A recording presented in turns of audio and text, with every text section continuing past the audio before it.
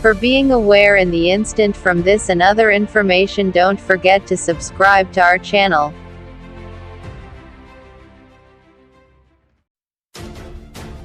Members of the European Parliament are bidding farewell to UK colleagues ahead of a final vote on the Brexit deal. The withdrawal agreement is expected to be signed off in Brussels later. Some MEPs have marked the occasion with songs, others wore, always united, scarves. President of the European Commission Ursula von der Leyen told the UK, "We will always love you." But Eurosceptics, including the Brexit party's Nigel Farage, used their speeches to tear into the EU. The UK is due to leave the bloc at 2300 Greenwich Mean Time on Friday. Ratification of the withdrawal agreement, agreed by the UK and EU in October, is not in doubt after it easily cleared its committee stage last week. Departing British members are expected to be serenaded by their colleagues in a special ceremony after the vote, which is due at 17:00 GMT.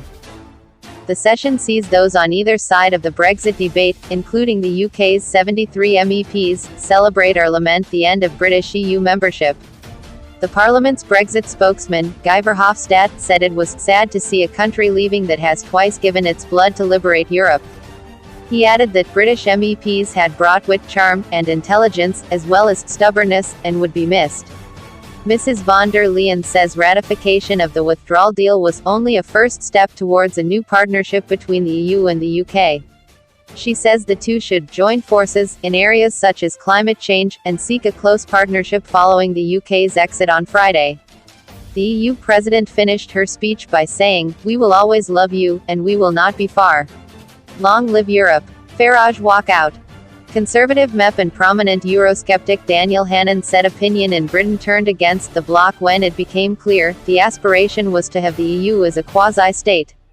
If at any stage Britain had been able to have a trade-only relationship, that would have been enough, he went on, but added, "You are losing a bad tenant and gaining a good neighbour."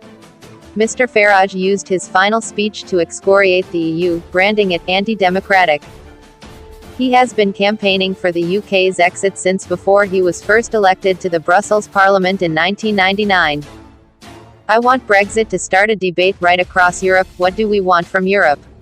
Mr. Farage said, arguing that trade, friendship, cooperation and reciprocity between nations could be achieved without all of these institutions and all of this power.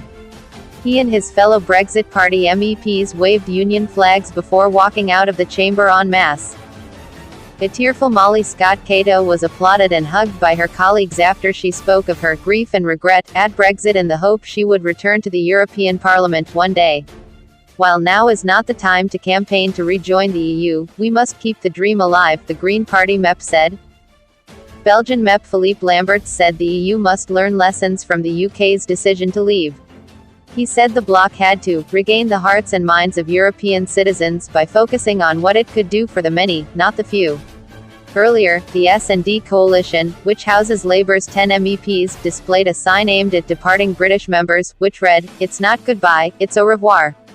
European Parliament President David Sassoli, also a member of the group, joined the group in a rendition of Auld Lang Syne. On Tuesday evening, several MEPs in the Green Group also held a ceremony to mark the UK's departure.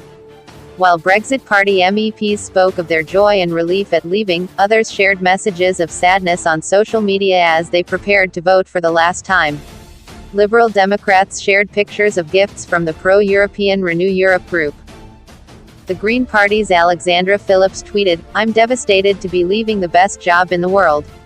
I get to make real change every day while being surrounded by 27 different languages and cultures." The EU's negotiators have kept the European Parliament on board throughout the Brexit process. Its main committees have given their approval. So it's inevitable that the deal will be endorsed. Instead of a moment of jeopardy, this is likely to be the highest profile event in the EU's distinctly low-key goodbye to the UK. Expect speeches that praise EU unity and describe the UK's departure as a regrettable mistake. A German MEP is planning a sing-along to Auld Lang Syne. The SNP group have arranged for a piper to play them out of the building.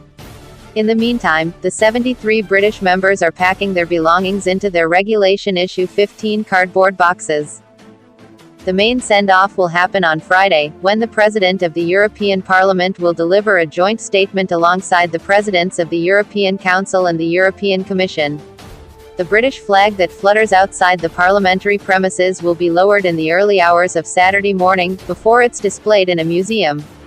After the UK leaves, there will be an 11-month transition period in which the two sides hope to negotiate their future economic relationship. Trade talks are expected to begin in earnest in early March.